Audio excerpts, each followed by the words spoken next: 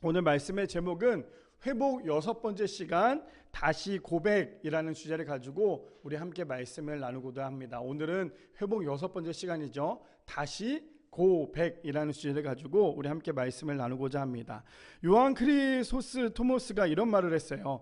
자신이 저지른 불의를 깨닫고 돌이키면 주님이 그에게 내리신 판결을 취소하시고 은총을 허락해 주신다라고 말씀하십니다. 무슨 말일까요?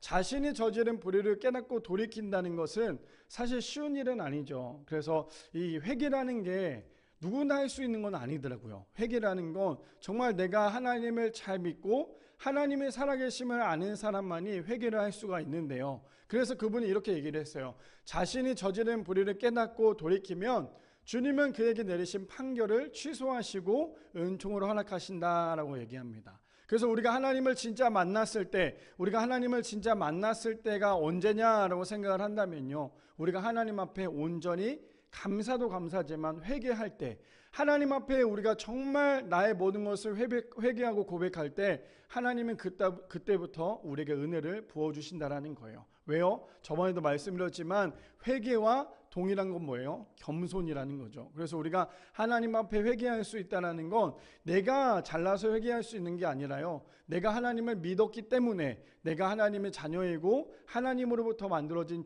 좋은 사람이기 때문이라는 사실을 우리가 안다면 우리는 반드시 우리 입 안에서 회개가 일어나야 한다라고 이야기를 하죠.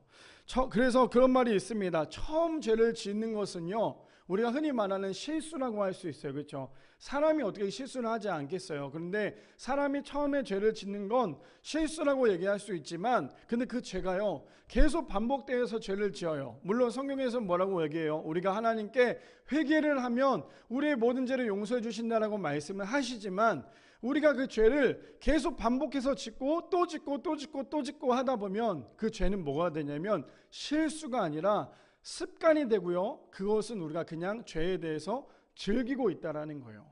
하나님 앞에 우리가 회개했다면 다시는 그 죄를 지으려고 하지 않아야 해요. 그래서 제가 청소년 사역을 하면서 항상 아이들에게 하는 말이 있어요. 너네들 지금 죄를 짓는 그 모든 죄들, 너네들이 그걸로부터 돌이키려면 먼저 하나님 앞에 온전히 회개하고 돌아와야 해 라는 말을 참 많이 합니다. 근데 이건 어린 애들만의 문제는 아니에요. 사실 어른들이 더 어떻게 보면 클 수밖에 없죠. 왜요? 이게 사람의 쾌락이라는 게 얼마나 사람을 건드냐면요, 하나님보다 쾌락을 더 많이 추구하다 보면 결국에는 하나님 편에 서 있지 않아요. 내가 입으로 회개는 한다고 하지만 결국에 입만 회개하는 거지 우리 안에 변화가 없으면 그것은 온전한 회개가 되지 않기 때문이에요. 그래서 오늘 말씀을 우리가 잘 들어야 하는 이유는 우리가 너무나 잘 알고 있는 이 둘째 아들에 대해서 우리가 이야기를 나눌 건데, 이 둘째 아들이 어떻게 변화되고 하나님 앞에 나왔는지에 대해서 우리가 함께 말씀을 나누려고 합니다. 그래서 좀 전에 말씀드린 것처럼 한 번은 우리가 실수일 수 있어요. 그런데 두 번 죄를 짓고 세 번 죄를 짓고 반복된 죄를 계속 짓고 있다는 건, 그 죄라는 건 뭔지 아세요? 하나님을 거부하고 하나님을 무시하는 것과 똑같다라는 거예요. 그만큼 죄가 무섭고 두렵다는 사실을 우리 모두가 알았으면 좋겠습니다. 그래서요, 내가 진짜 죄인이구나라는 것을 깨닫는 순간 그때부터 우리 안에 복음이 들어온다라는 거예요. 자, 그래서 오늘 말씀의 제목대로 뭐예요? 고백, 다시 고백이라는 주제를 가지고 우리 함께 세 가지로 나누기를 원하는데요. 첫 번째로는 내 자신이 어떤 사람인지를 알아야 한다라는 거예요. 첫 번째로는 내 자신이 어떤 사람인지를 알아야 합니다. 우리 본문 누가복음 15장 11절부터 16절까지 보면 이렇게 얘기합니다.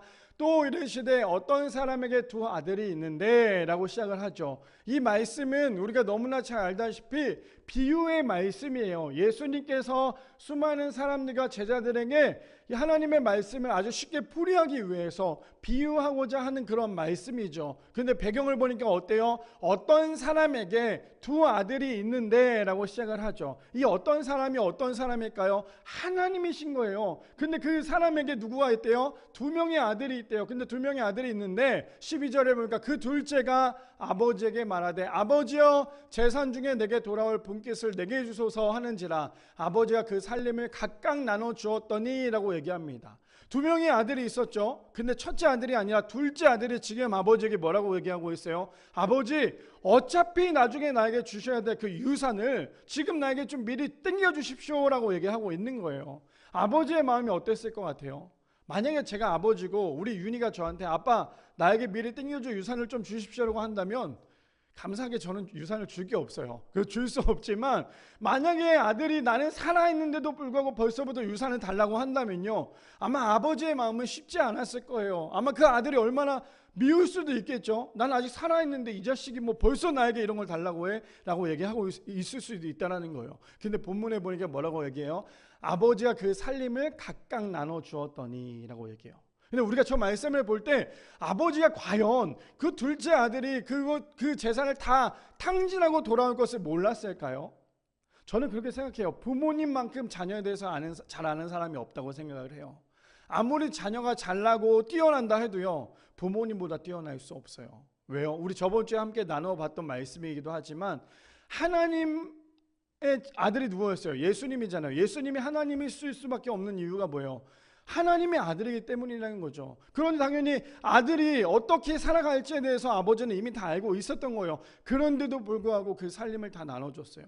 때로는 아버지의 마음이 이것을 주면서 이 아이가 경험하고 돌아오기를 바라는 것이 아버지의 마음일 수도 있다는 거예요. 13절에 보니까 이렇게 이어서 이야기를 하죠. 그 후 며칠이 안 돼요. 둘째 아들이 재물을 다 모아가지고 먼 나라에 가서 거기서 헛랑망탕하여 그 재산을 낭비하더니, 아버지가 생각했던 그대로 이 아들이 하고 있는 거예요. 어떻게 하고 있어요? 돈을 받은 지 얼마 안 됐는데요, 이 둘째 아들이 그 재물을 가지고 이미 자기가 원하는 대로 돈을 다 썼어요. 이미 완전히 다 써버렸죠. 그랬더니 어떻게 돼요? 14절에 보니까 다 없앤 후에 그 나라에 크게 흉년이 들어 그가 비로소 궁핍한지라 라고 얘기하고 있어요. 그러면서 15절에 보니까 이 아들이 다 잃고 난 다음에 그 다음부터 이 아들이 처한 행동은 이렇습니다. 가서 그 나라 백성 중 한 사람에게 붙여 사니, 그동안에 이 아들이 어땠어요? 돈이 많았잖아요. 돈이 많은 사람의 특징이 뭔지 아세요? 세상에서 돈이 많은 사람의 특징, 돈 없는 사람들이 많이 붙어요. 희한하게 사람이 돈이 있으면요, 주변에 많은 사람들이 생겨요. 근데 아이러니하게 이 사람이 돈이 많다가 쫄딱 망하잖아요. 그럼 주변에 있던 그 사람들이 어떻게 돼요? 뿔뿔이 다 흩어져 버려요. 다시는 찾아오지 않아요. 이게 사람의 마음이라는 거예요. 그 전까지는 이 둘째 아들이 어땠어요? 돈이 많았어요. 그러니까 사람들이 붙었어요. 근데 이 둘째 아들이 망하니까 어떻게 돼요? 본문에 보니까 그 나라 백성 중 한 사람에게 붙여 사니라고 얘기해요. 그동안에는 많은 사람들이 이 사람에게 붙어 살았다면 반대로 이 사람이 거지가 되니까 어떻게 돼요? 다른 사람부터 붙어 사는 것이 사람의 행동이 될 수밖에 없었다는 거죠. 그런데 그가 그를 들로 보내어 돼지를 치게 하였는데 라고 얘기하죠. 한 사람이 붙여 사는 거예요. 그 사람이 누구예요? 돼지를 치는 사람이었겠죠. 근데 그 사람이 어떤 걸 시키고 있어요? 둘째 아들에게 들로 가서 돼지를 치게끔 이야기를 하고 있다는 거죠. 그러니까 그가 돼지를 먹는 쥐염 열매로 배를 채우고자 하되 주는 자가 없는지라. 얼마나 배고팠는지 아시겠어요? 둘째 아들이 너무너무 배고픈 거예요. 그 전까지는 자신이 돈이 많으니까 최고급을 먹었겠죠. 비싼 술을 먹었겠고, 비싼 고기를 먹었겠고, 비싼 것들을 먹었겠죠. 근데 그렇게 많이 먹었는데 이 먹었던 것이 결국에 어떻게 돼요? 돈이 없고 거지가 되니까 배가 고픈 거예요. 그런데 다시 그것을 먹을 수가 없으니까 이 아들이 지금 하는 행동이 뭐예요? 쥐염 열매로 돼지들이 먹는 그것으로 배를 채우고자 했는데 얼마나 처절했던지요. 배를 채우고자 했지만 주는 사람이 한 명도 없었다라고 얘기해요. 그런데 이 사람의 인생을 보면 어때요? 쫄딱 망한 인생이 될 수밖에 없다라는 거예요. 자, 근데 이거를 우리가 신앙으로 한번 끌고 와볼게요. 이 아들은 지금 어떠한 마음이었을까요? 자신이 어떤 사람인지를 알지 못했다라는 거예요. 그냥 흔히 말해서 아버지 밑에만 있었으면 어때요? 아주 풍족하게 살아갈 수 있는 것이 둘째 아들이었죠. 근데 자신이 어떤 사람인지를 알지 못하니까 아버지로부터 돈을 받은 거 가지고 어떻게 해요? 흥청망청 다 써오고 난 다음에 어떻게 돼요? 거지가 될 수밖에 없는 것이 이 사람의 마음이었다라는 거죠. 그러니 이 사람이 이제 해야 될 게 뭐가 있을까요? 이제부터 스스로 자신이 어떤 사람인지를 깨닫게 된다라는 거예요. 근데 참 희한한 건 뭔지 아세요? 로마서 말씀에 보니까 우리가 들어야 할 말씀이 여기 나와 있어요. 뭐라고 나오냐? 로마서 3장 10절에서 18절에 보니까 이렇게 얘기합니다. 기록된 바 의인은 없나니 하나도 없으며. 하나님을 믿으면서 우리가 착각하고 있는 것 중에 하나가 뭐냐면요, 내가 하나님을 이만큼 믿었어, 그러니 나는 진짜 하나님을 잘 믿는 사람이야, 나는 의인이야 라고 착각하며 살아갈 때가 있다라는 거예요. 근데 뭐라고 얘기해요? 의인은 없나니 하나도 없으며 라고 시작을 하죠. 지금 둘째 아들이요, 아버지로부터 돈을 받았을 때 어떤 마음이었겠어요? 저는 그렇게 생각해요. 그냥 단순히 흥청망청 쓰기 위해서 돈을 받기만 하진 않았던 것 같아요. 이 아들이 그 돈을 가지고 자신이 살 수 있다라고 생각을 했을 거 아니에요.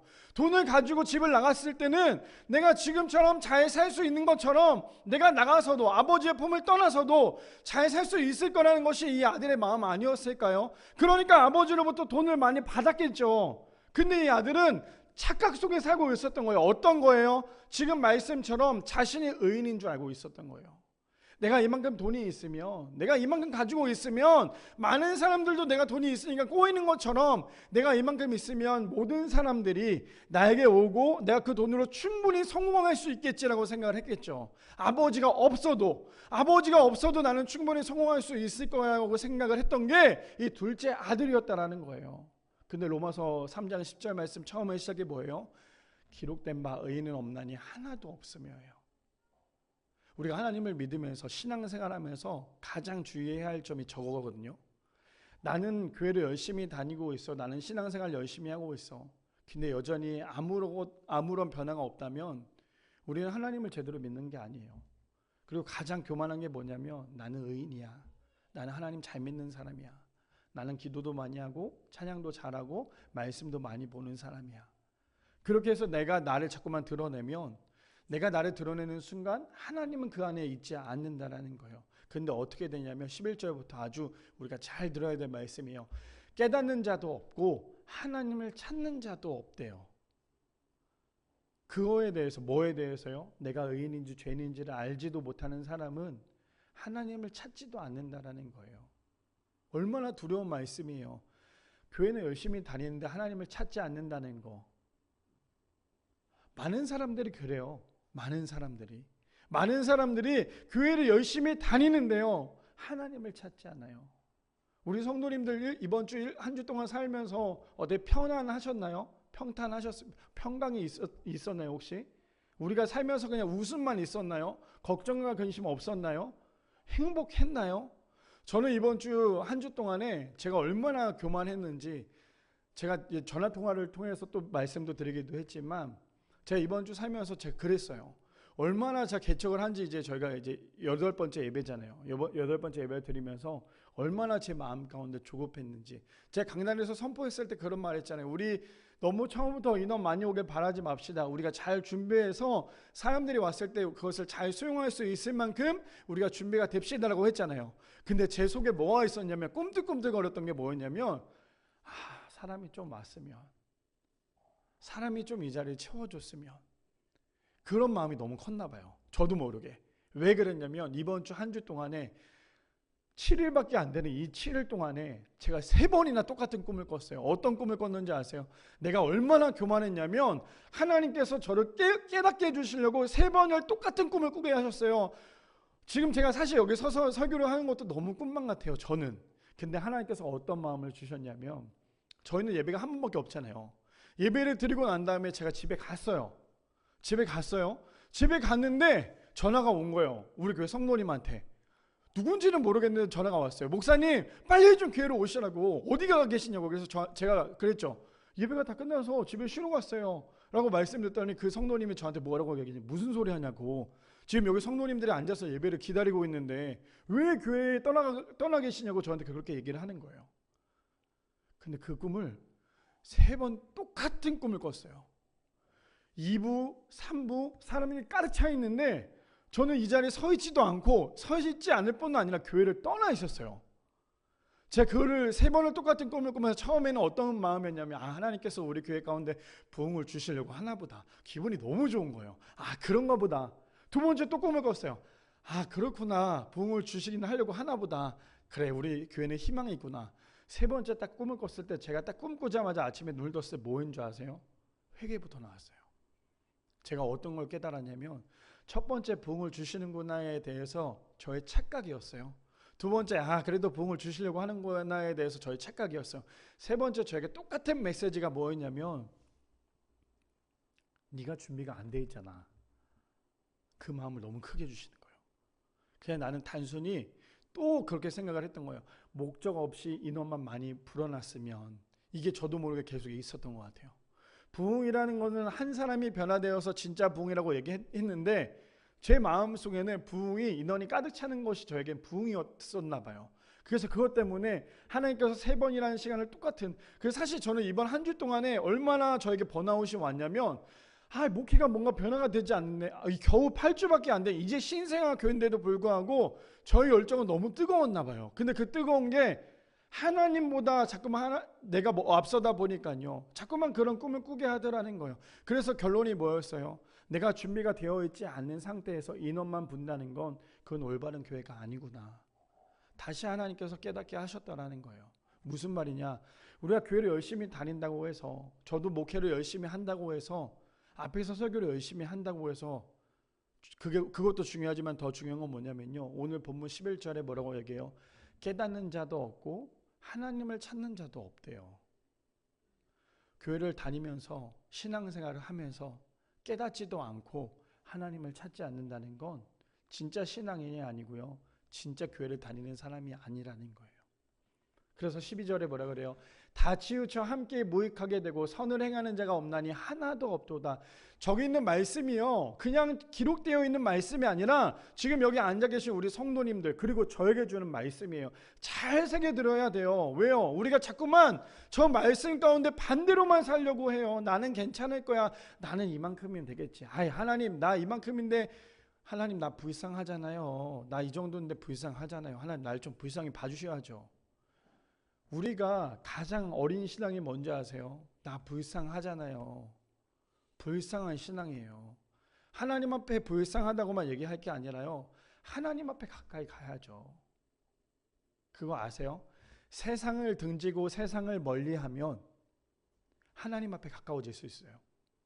근데 세상이 너무 좋고 세상 속에 들어가서 세상을 너무 사랑하면 하나님과 멀어질 수밖에 없어요. 그렇다고 해서 우리 교회 다니는 우리 하나님을 믿는 사람들이 세상을 아예 배제하라가 아니라 우리는 세상 안에 들어가서 전도를 해야죠. 제가 좀 전에 강단 위에 올라오기 전에 책을 한 권 봤는데, 책에 그런 내용이 있었어요. 진짜 교회의 상을 받는 방법은 뭐냐면, 믿는 사람들이 많이 와서, 성도들이 아니라 우리가 흔히 말하는 수평이동이죠. 수평이동, 믿는 사람, 다른 교회에 다니는 사람들이 우리 교회에 와서 예배드린 거에 대해서 부흥이다, 우리는 부흥됐다라고 해서 기뻐하고 즐거워하는 건 상이 없대요. 그럼 진짜 상이 뭐냐? 교회 안에 한 번도 하나님을 믿어본 적이 없는 사람, 한 번도 예수 그리스도를 자신의 주인이라고 생각하지 않았던 사람, 한 번도 교회 나오지 않았던 사람이 교회에 앉아서, 여기 앞에 앉아서 예배 드리는 거, 1000명, 10,000명이 와서 예배 드리는 것도 중요하겠지만 믿지 않는 그 한 사람이 와서 이 자리에 앉아 예배 드리는 것만큼 교회에 큰 상이 없다라고 얘기를 하더라고요. 저는 근데 그거에 대해서 우리가 이렇게 도전을 받아야 돼요. 왜 제가 자꾸 저 말씀을 드리냐면, 우리가 하나님을 믿는데, 하나님을 바라보고 교회를 다니고 있고 매주마다 하나님 전에 나왔는데 변화되지 않아요. 자꾸만 죄를 지어요. 자꾸만 똑같은 죄를 지어요. 자꾸만 하나님을 멀리해요. 왜요? 13절에 이렇게 해요. 그들이 목구멍은 열린 무덤이요, 그 혀로는 속임을 일삼으며 해요. 하나님이 가장 싫어하는 게 뭔지 아세요? 우상 숭배잖아요. 근데 더 싫어하는 게 뭔지 아세요? 거짓말하는 거예요. 어떤 거짓말이에요? 하나님, 저는요, 하나님이 가장 싫어하는 우상을 숭배하지 않아요. 근데 하나님, 저는요, 세상이 너무 좋아요. 그게 거짓말 아니에요? 그게 세상의 우상인데. 근데 뭐라고 얘기해요? 그 혀로는 속임을 일삼으며 그 입술에는 독사의 독이 있고 라고 얘기하고 있어요. 우리가 깨달아야 할 말씀이라는 거예요. 교회를 다니면서 변화되지 않는 거, 입이 바뀌지 않는 거, 우리의 입 안에서 진짜 하나님을 믿는 사람은요, 말투부터 바뀔 수밖에 없어요. 그러니 우리가 하나님을 믿고 있다면 우리의 언어가 어떤지를 먼저 좀 살펴봐야겠죠. 13절에 이렇게 얘기합니다. 그 입에는 저주와 악독이 가득하고 그 발은 피 흘린 데 빠른지라. 파멸과 고생의 그 길에 있어 평강의 길을 알지 못하였고 그들의 눈앞에 하나님을 두려움이 없느니라 함과 같으니라. 하나님을 두려워하지 않는 사람, 하나님을 찾지 않는 사람이 행하는 모습들에 대해서 기록하고 있는 거예요. 그렇다면 우리 성도님들, 하나님을 찾지 않고 계신가요? 하나님을 두려워하지 않고 계신가요? 그렇다면 우리는 저걸 똑같이 하고 있지만 하나님을 두려워하고 있고 하나님을 찾고 있다면 저 말하는 것부터 우리는 멀리 갈 수밖에 없다라는 거죠.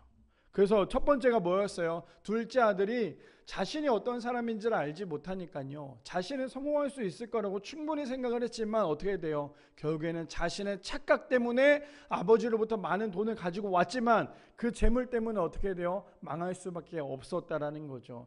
신앙도 마찬가지예요. 하나님 없이는 내가 뭔가 잘 될 수 있을 거라 생각을 하겠지만 하나님 없이 잘 되는 건 아무것도 없다라는 거죠. 바라기는 우리 모든 성도님들 내가 누구인지를 먼저 아시기를 소망합니다. 내가 하나님 앞에 하나님 없이는 살아갈 수 없는 죄인임을 먼저 깨닫는 우리 모든 성도님들 되시기를 축복합니다. 두 번째로는요, 하나님이 어떤 분인지를 알았다면 반드시 회개해야 한다라는 거예요. 이거 너무나 중요하죠. 하나님이 어떤 분인지를 알았다면 반드시 회개해야 합니다. 누가복음 15장 17절에서 19절에 보니까 이렇게 얘기해요. 이에 스스로 돌이켜 이르되 내 아버지에게는 양식이 풍족한 품꾼이 얼마나 많은가, 나는 여기서 주려 죽는구나 라고 얘기합니다.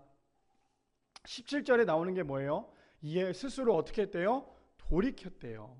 회개라는 게 뭐라 그랬죠? 저번에 돌이킨다라는 거예요. 우리가 잘못된 길을 갈 수 있어요. 우리가 사람인데 어떻게 잘못된 길을 안 갈 수 있겠어요? 근데 잘못된 길을 가다가도 우리가 그것이 아니라는 걸 깨닫는 순간 어떻게 해야 돼요? 바로 그 길로부터 유턴해서 돌아와야 돼요. 돌이키는 게 은혜라는 거예요. 근데 내가 이만큼 죄를 짓고 있는데 그 죄에 대해서 계속 죄를 짓고 있다면 결국에 나중에 죄를 어떻게 해요? 돌이킬 수 있는 방법조차도 잃어버릴 수밖에 없다라는 거예요. 근데 지금 둘째 아들이 어떻게 하고 있어요? 이에 스스로 돌이켜 이르되, 지금부터는 이 아들이 깨닫는 거예요. 자신이 죄인임을. 어떻게 해요? 내 아버지에게는 양식이 풍족한 품꾼이 얼마나 많은가, 나는 이제 여기서 어떻게 해요? 주려 죽는구나 라고 생각을 하고 있는 거예요. 그동안에 나는 뭐든지 할 수 있어, 나는 할 수 있어 라고 생각했던 그 아들의 착각에서 아버지가 하나님이 누군지를 아니까요, 나는 이제 하나님 없이는 죽는 사람이 될 수밖에 없구나 라는 것을 깨닫게 되죠. 그러자 18절에 뭐라고 얘기합니까? 내가 일어나 아버지께 가서 이르기를, 아버지 내가 하늘과 아버지께 죄를 지었사오니 지금부터는 아버지 아들이라 일컬음을 감당하지 못하겠나이다. 나를 품꾼의 하나로 보소서 하리라 하고 라고 얘기하죠. 지금 저 아들이 하는 행동은 뭐예요? 내가 이렇게 회개를 하고 있는 거예요. 내가 이렇게 회개를 하고 있어요. 우리가 흔히 말하는 죄를 지었을 때 어떻게, 하나님 잘못했습니다, 하나님 나의 모든 죄를 용서해 주십시오. 우리 저번 주에 그 새신자반 했을 때 회개에 대해서 이야기했을 때 그랬잖아요. 우리가 열심히 우리의 죄에 대해서 회개를 했다면 회개로 끝나지 말라고 했잖아요. 어떻게 하라 그랬어요? 회개를 했다면 돌아가서 내가 잘못한 사람에게 먼저 용서를 구하는 것이 진짜 회개입니다 라고 얘기했잖아요. 지금 저 아들은 뭐하고 있어요? 회개하고 있는 거예요. 말로 회개하고 있죠. 내가 어떻게 해요? 내가 일어나 아버지께 가서 이르기를, 아버지 내가 하늘과 아버지께 죄를 지었사오니 지금부터는 아버지의 아들이라 일컬음을 감당하지 못하겠나이다. 지금 저 아들은 아버지에게 잘못했던 거에 대해서 지금 회개하고 있는 모습을 보여주고 있어요. 요한일서 1장 9절에서 10절에 보니까 이렇게 얘기합니다. 만일 우리가 우리 죄를 자백하면 그는 미쁘시고 의로우사 우리 죄를 사하시며 우리의 모든 불의에서 깨끗하게 하실 것이요. 우리가 읽는 건 어디까지 읽는 줄 아세요? 회개에 대해서 저 9절만 읽어요. 아시죠? 요한일서 1장 9절 말씀은 정말 우리가 달달달 외운 만큼 우리가 많이 읽어요. 근데 그 다음 절이 뭔지 아세요?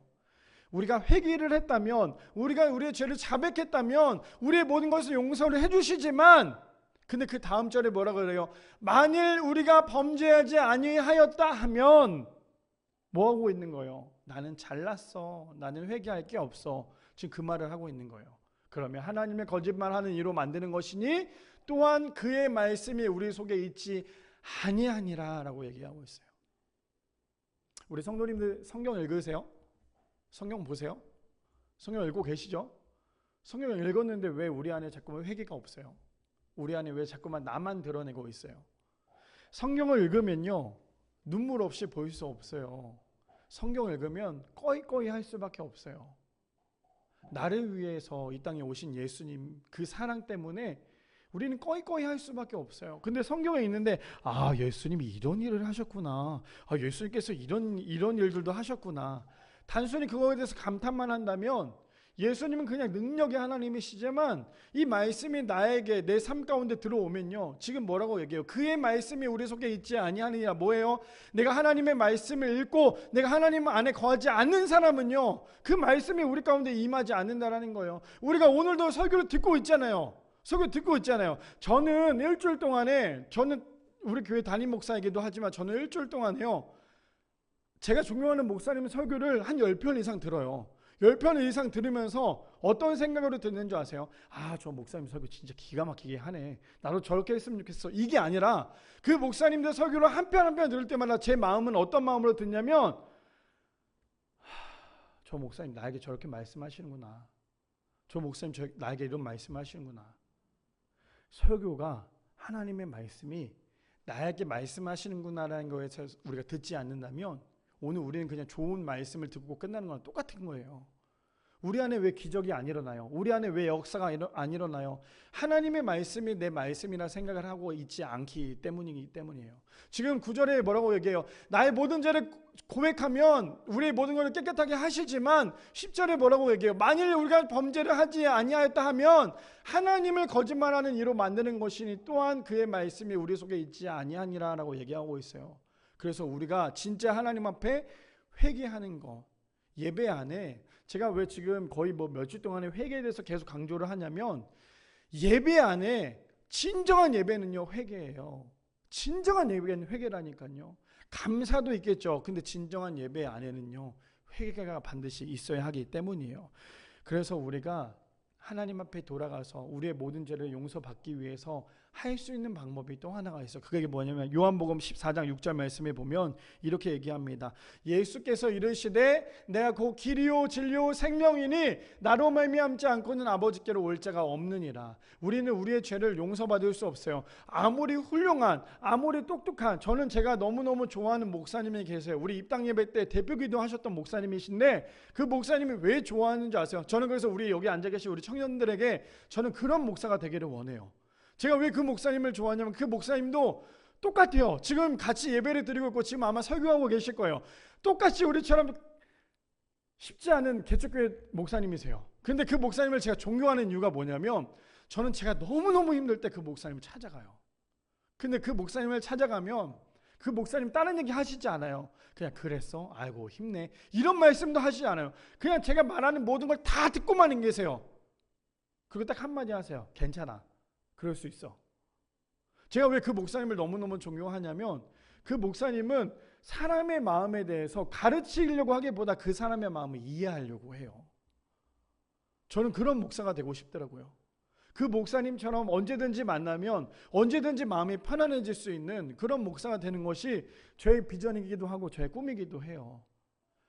근데 오늘 말씀해 보니까 뭐라 그래요? 우리가 아무리 죄를 짓고 우리가 아무리 잘못을 했어도요, 사람은 우리의 죄를 용서할 수가 없어요. 왜요? 사람은 똑같은 죄인이잖아요. 근데 우리가 죄를 용서받는 길은 뭐가 있어요? 예수께서 이르시되 내가 곧 길이요 진리요 생명이래요. 그래서 우리가 해야 될 건 뭐예요? 예수님께 돌아가는 거예요. 자, 이거를 한번 우리가 빗대어서 아주 쉽게 표현을 해볼게요. 잘 들어보세요. 이런 얘기가 있습니다. 속옷은 갈아입지도 않고요, 하물며 샤워도 하지 않고 있고, 그런데 겉옷만 계속 갈아입어요. 내가 깨끗하게 보이려고. 내가 오늘도 샤워하지 않았고 내가 오늘도 속옷도 갈아입지 않았는데 내가 오늘 제일 깔끔한 겉옷만 계속 입고 있어요. 내가 사람들 앞에서 제일 깔끔해 보이기 위해서. 그럼 그 사람은 정말 깨끗한 사람일까요? 그 사람이 정말 깨끗한 사람이라고 생각하세요? 속옷을 일주일째 갈아입지 않았어요. 샤워를 일주일째 하지 않았어요. 근데 겉옷은 아주 깨끗하게 입고 있어요. 그럼 그 사람이 정말 깨끗한 사람일까요? 근데 반대로 매일매일 샤워하고 아주 깨끗하게 속옷도 갈아입고 겉옷까지도 깨끗하게 입었어요. 그럼 그 사람은 깨끗한 사람일까요? 더러운 사람일까요? 당연히 깨끗한 사람이겠죠. 제가 왜 갑자기 이런 말씀을 드리냐면 회개라는 게 이런 거예요. 내가 이만큼 기도했으니까 하나님 내 죄를 용서해 주셨겠지? 근데 내 겉옷은 아주 깨끗해요. 항상 깨끗해요. 아주 다림질까지 깨끗하게 해요. 근데 속에 있는 옷은 한 번도 갈아입지도 않고 샤워조차도 하지 않아요. 이게 잘못된 회개라는 거예요. 속은 깨끗하지 않으면서 겉만 깨끗한 척하는 거. 무슨 말이에요? 교회는 나오는 척은 하지만 진짜 하나님을 믿지 않는 거. 예수님께서 오늘 뭐라고 말씀하세요? 내가 길이고 진리고 생명인데 그 길이고 진리고 생명의 그 길에 서지 않는데 선척하는 사람들. 지금 예수님은 그거에 대해서 말씀하고 계신다라는 거예요. 바라기는 우리 모든 성도님들 삶 가운데 어떠한 삶이 되기를 바라냐면 하나님을 정말 알았다면 속옷도 깨끗하게, 샤워도 깨끗하게, 겉옷도 깨끗하게 입을 수 있는 우리 모든 성도님들 되시기를 축복합니다. 단순히 속은 더러운데 겉만 깨끗한 게 아니라 겉과 속이 깨끗해서 온전한 회개를 이룰 수 있는 하나님 안에 나아갈 수 있는 우리 모든 성도님들 되시기를 축복합니다. 마지막 세 번째로는요, 회개의 결과는 하나님께 돌아가는 거라는 거예요. 마지막 세 번째로는요, 회개의 결과는 하나님께 돌아가는 것입니다. 누가복음 15장 20절에서 24절 말씀해 보니까 이렇게 얘기합니다. 이에 일어나서 아버지께로 돌아가니라. 아직도 거리가 먼데 아버지가 그를 보고 치근히 여겨 달려가 목을 안고 입을 맞추니 라고 시작을 하죠. 지금 아들이 그동안에 뭐라 그랬어요? 나는 회개하였어요. 그렇죠? 입으로 고백했잖아요. 나는 아버지를 만나면 이렇게 얘기할 거야 라고 얘기했어요. 근데 그걸로 끝나는 게 아니었어요. 그 아들이 했던 행동이 뭐였어요? 그 자리에서 일어나서 아버지께로 갑니다. 이게 진짜 회개라는 거예요. 말로만 회개가 아니라 진짜 행동으로 보여준 이 아들은 어떻게 하고 있어요? 20절에 이렇게 얘기하죠. 이에 일어나서 아버지께로 돌아가니라. 아직도 거리가 먼데, 지금 아버지께 돌아갔는데요, 아직도 거리가 먼데 아버지가 그를 보고 치근히 여겨서 달려가 목을 안고 그에게 입맞춤을 하고 있다라는 거예요. 우리가 회개를 하기만 하면 하나님께서 우리를 저렇게 안아주신대요. 그러자 21절의 아들의 아버지가 이렇게 얘기를 해요.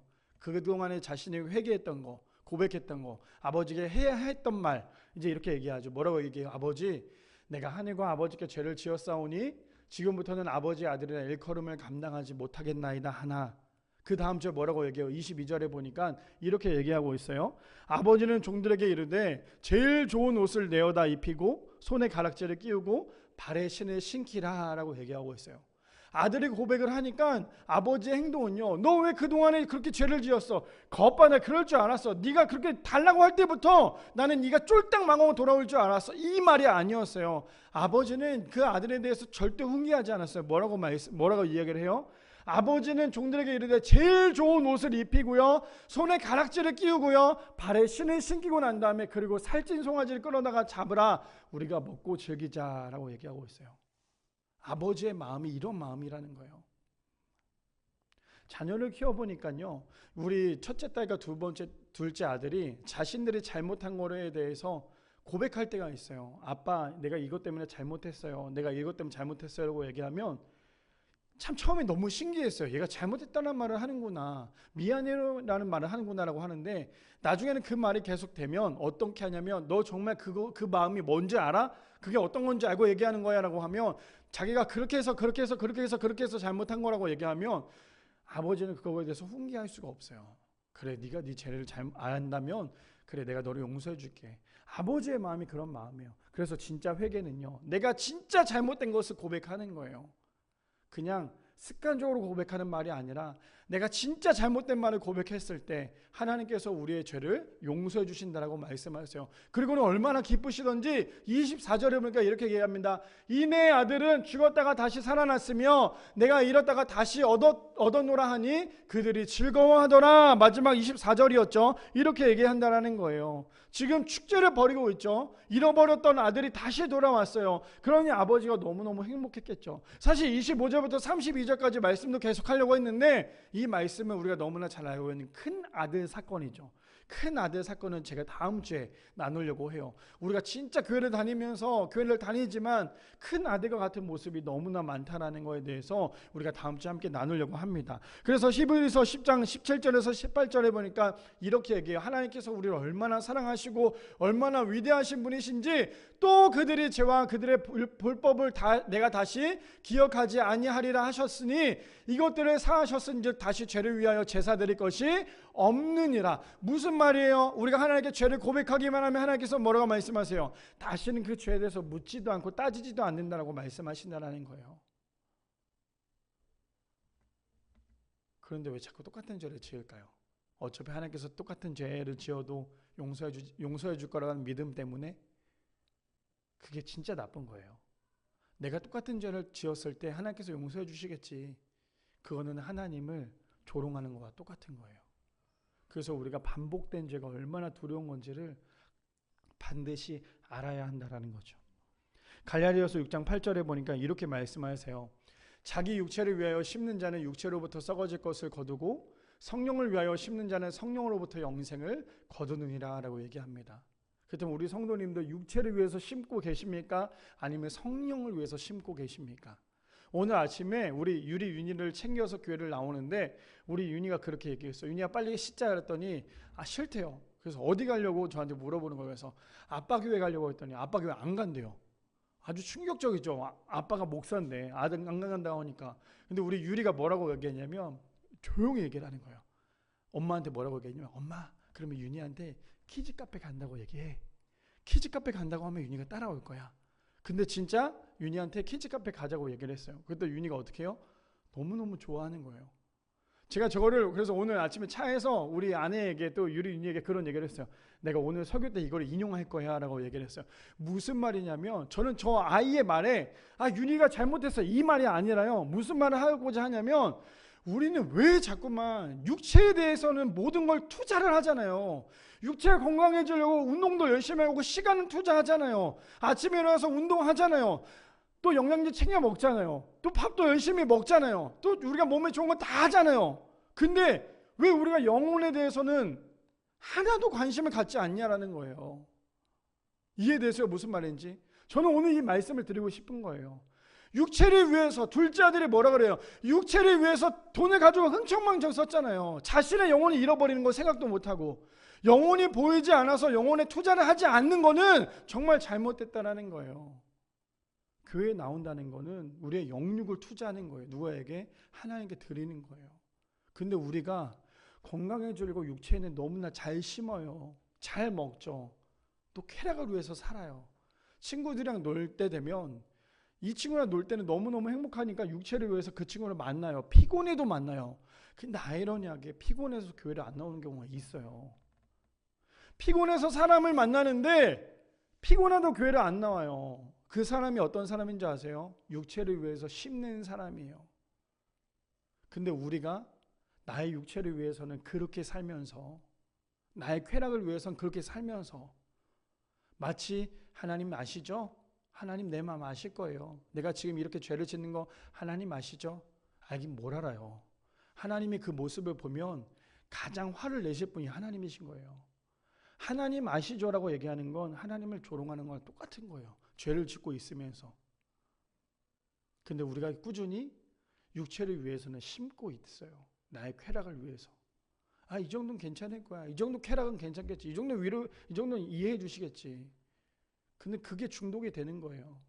근데 나의 영혼을 위해서 하나님께 심으면 중독돼야죠. 누구에게요? 예수 그리스도께.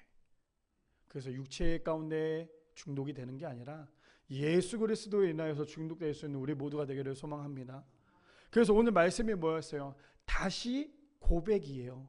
다시 고백이라는 건 어떤 거예요? 영어로 말하면 고백, 다시 돌아오는 거예요. 무슨 말이에요? 우리가 하나님께 돌아가자라는 거예요.